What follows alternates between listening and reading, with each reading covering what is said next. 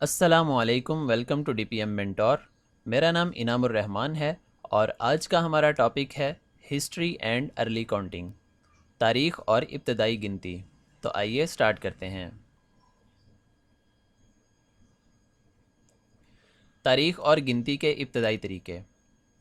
آج سے ہزاروں سال پہلے انسان بہت سادہ زندگی گزارتا تھا، تو اس کی ضروریات زندگی بھی کم تھیں۔ جب کبھی اسے کسی چیز کی تعداد بتانا پڑتی تو وہ پتھر، لکڑی، ہڈی یا اپنے ہاتھ کی انگلیوں سے کام لیتا تھا۔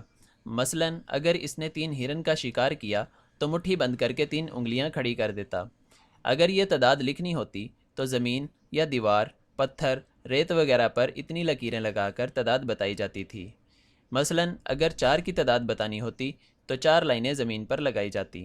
اگر 5 کی تعداد بتانی ہوتی تو 4 لائنیں لگا کر ایک ترچھی لائن لگائی جاتی۔ یہ لائن اس طرح لگائی جاتی کہ پہلی 4 سیدھی لائنوں کو قطع کرتی۔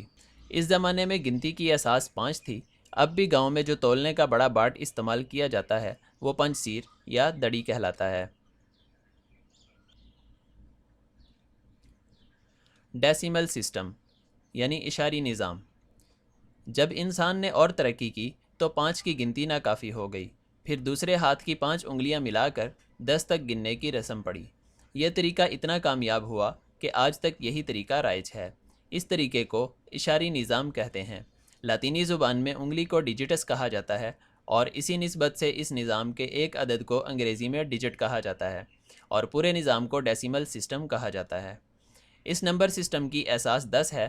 جو انسان ترقی کرتا گیا اور اس کی ضرورتیں بڑھتی گئیں، اب اسے 10 اعداد سے زیادہ بتانے کے لیے اپنے ساتھیوں کی ضرورت پڑی۔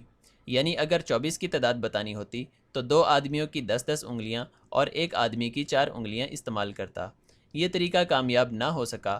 پھر انسانوں نے ایک ہاتھ کو دہائی اور ایک کو اکائی ظاہر کرنا شروع کیا۔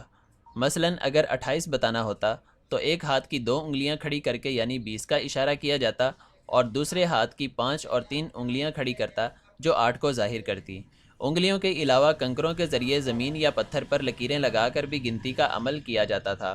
جس جگہ پر لکھا جاتا یعنی لکھنے والی جگہ کو ابیکس کہا جاتا تھا۔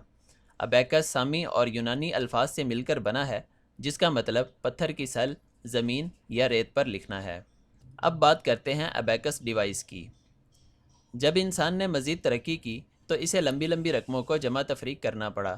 اب اسے کسی ایسے آلے کی ضرورت پیش آئی جو جلدی اور خوش اسلوبی سے کام کر سکے۔ کہا جاتا ہے کہ 3000 سال قبل مسیح میں چینیوں نے سب سے پہلا کیلکولیٹر بنایا۔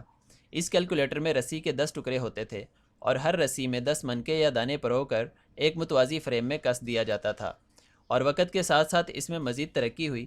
رسی کی جگہ لوہے کی سلاخیں استعمال ہونا شروع ہوئیں۔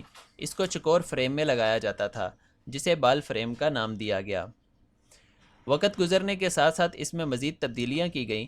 اس کا استعمال مصر اور یونان میں بھی ہوتا رہا۔ جاپان نے اس میں ترامیم کر کے اتنی مہارت حاصل کر لی۔ کہا جاتا ہے کہ جاپانی ابیکس پر اتنی جلدی جمع تفریق ضرب کر لیتے تھے کہ عام آدمی اب کے کیلکولیٹر پر اتنی جلدی حساب نہیں کر سکتا۔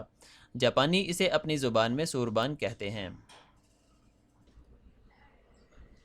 Thanks for watching. مزید ویڈیوز کے لیے ہمارا channel D P M mentor کو سبسکرائب کریں، لائک کریں، شیئر کریں اور بیل آئیکن کو پریس کر دیں تاکہ ہر آنے والی نئی ویڈیو کا نوٹیفیکیشن آپ کو ملتا رہے۔ تو ملتے ہیں نیکسٹ ویڈیو میں۔ اللہ حافظ۔